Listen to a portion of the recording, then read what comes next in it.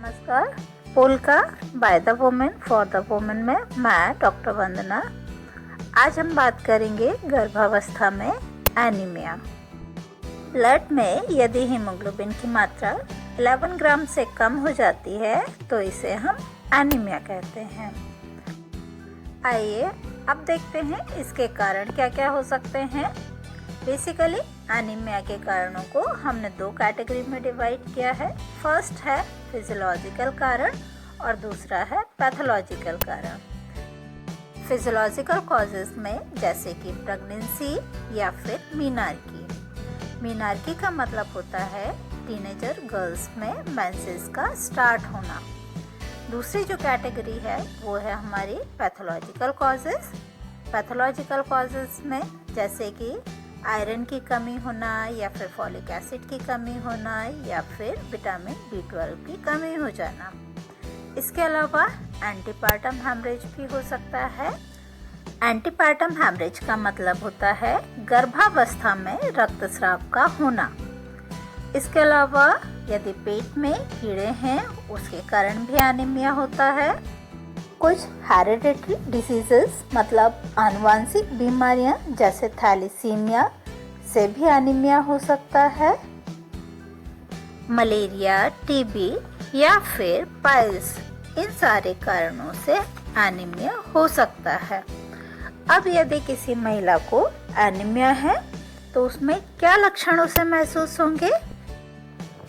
थकावट, कमजोरी, कंसंट्रेशन में कमी, साथ ही साथ नाखून, हथेली, आंखों में सफेदपन दिखेगा। पैरों में सूजन आएगी। धीरे धीरे ये सूजन उसकी पूरी बॉडी में भी आ सकती है। अब यदि किसी महिला को एनीमिया है तो उससे क्या क्या दिक्कतें आ सकती हैं? तो इसके कॉम्प्लिकेशन हमें बच्चे और माँ दोनों पर ही दिखाई देंगे।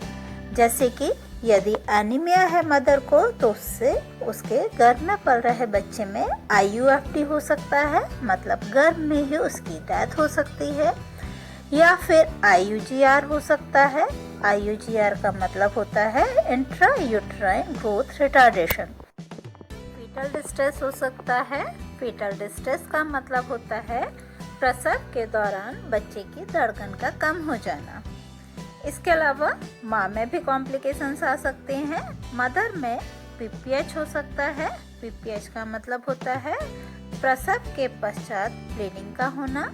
दूसरा इंस्ट्रूमेंटल डिलीवरी के चांसेस बढ़ सकते हैं। या फिर मदर और बेबी दोनों की ही डेथ हो सकती है। इट मीन्स मॉर्टेलिटी या मॉर्बिडिटी के चांस बढ़ जाते हैं। गर्भावस्था में एनीमिया ना हो उसके लिए सबसे पहले तो आपको प्रेगनेंसी प्लान करने के पहले ही एनीमिया ठीक करना है। इसके अलावा 2 प्रेगनेंसी के बीच में 3 से 5 साल का गैप देना है। साथ ही साथ जैसे ही सेकेंड ट्राइमेस्टर इट मीन्स चौथा महीना स्टार्ट होता है, आयरन, फॉलिक एसिड स्टार्ट कर देना है। ये टैबलेट्स गवर्नमेंट हॉस्पिटल और आंगनवाड़ी में गवर्नमेंट द्वारा फ्री में बांटी जाती हैं। कभी कभी इन टैबलेट्स को खाने के बाद में पेट में दर्द होना, नौजिया, वोमिटिंग या फिर दस्त लगना या कब्जियत होना, ये सारी प्रॉब्लम्स हो सकती हैं। तो इन सब के लिए आपको हमेशा आयरन, फॉलिक एसिड खाना खाने के बाद में या फिर खाना के साथ में लेना है। स्टार्टिंग में आप उसकी कम डोज स्टार्ट करें, फिर धीरे धीरे उसे बढ़ा दें। इसके अलावा हमें अपने डाइट पर भी ध्यान देना है। खाने में आपको जितना ज़्यादा से ज़्यादा हो सके उतनी लाल चीज़ें लेनी है।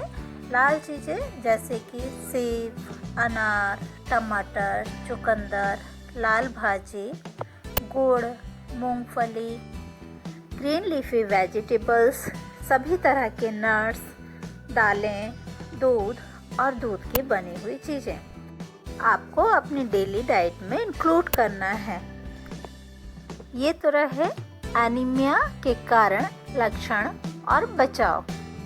आपकी किसी भी अन्य स्वास्थ्य संबंधी समस्या के लिए आप हमारे कमेंट बॉक्स में जाकर कमेंट कर सकते हैं।